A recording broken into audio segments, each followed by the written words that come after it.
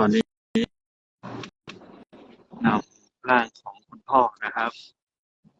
กลับไปที่บ้านเพื่อประกอบพิธีลอยก็กลับไปพักผ่อนกับพระเจ้าแล้วงานที่ท่านได้เริ่มไว้สร้างไว้ก็เสร็จแล้วเป็นเวลาแห่งการพักผ่อนนะครับเชื่อว่าเราไม่ได้จากกันชั่วนิรันดร์แต่ว่าเป็นการจากเพื่อที่วันหนึ่งเราจะได้ไปเจอกันอีกที่บ้านของพ่อที่แผ่นดินสวรรค์นะครับสำหรับเพื่อนๆนะของพ่อลอยไม่ว่าจะเป็นเพื่อนนักการเมืองไม่ว่าจะเป็นทางอาจารย์ศาสนาจารย์ต่างๆนะครับก็จะมีพิธีการ3 วันนะครับ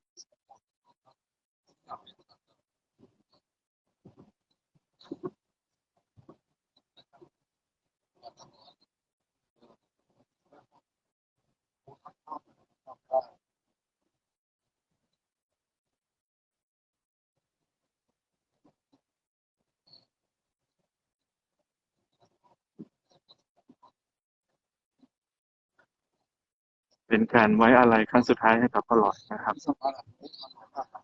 พ่อลอยเป็นพ่อของหลายๆคนไม่ใช่เป็นพ่อของผมคนเดียวแต่ท่านเป็นเพื่อนเป็นพ่อของอีกหลายๆคน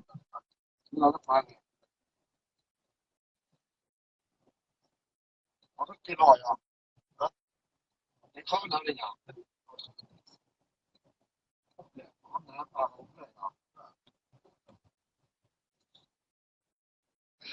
เชื่อว่าหลายคนก็เสียใจกับการสูญเสียบุคลากรที่สำคัญของ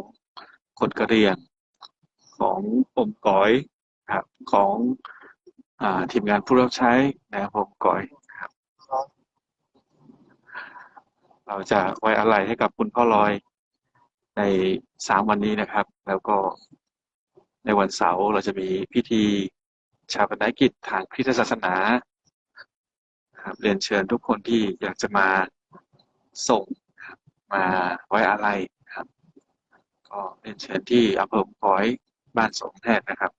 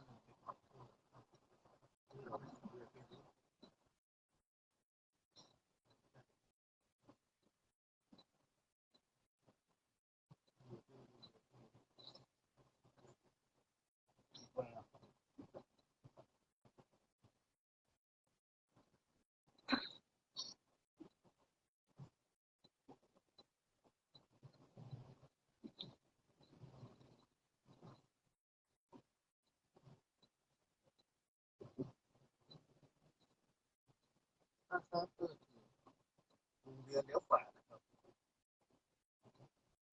แรกประมาณกิโลนึงเลี้ยวขวาครับแล้วก่อนที่นี่เลี้ยวขวาเสร็จแล้วก็คือหน้าเทศบาลนั่นเลยทางหลวงไปที่ตั้งทางหลวงไปประมาณกิโลละ500 เมตรมีปั๊มมีห้องน้ำแต่ห้องน้ำปั๊มห้องน้ำจะมีขวามือห้องน้ำเราจอดด้านซ้ายก่อนแล้วเดินข้างเดี๋ยวข้างหน้าเนี่ยจะเลี้ยวขวาครับโอ้โหมันก็จอดสารเดินข้ามเนี่ยจะเป็นบ้านไม้เลยครับไม่มาเล่นจบมาหนักเลย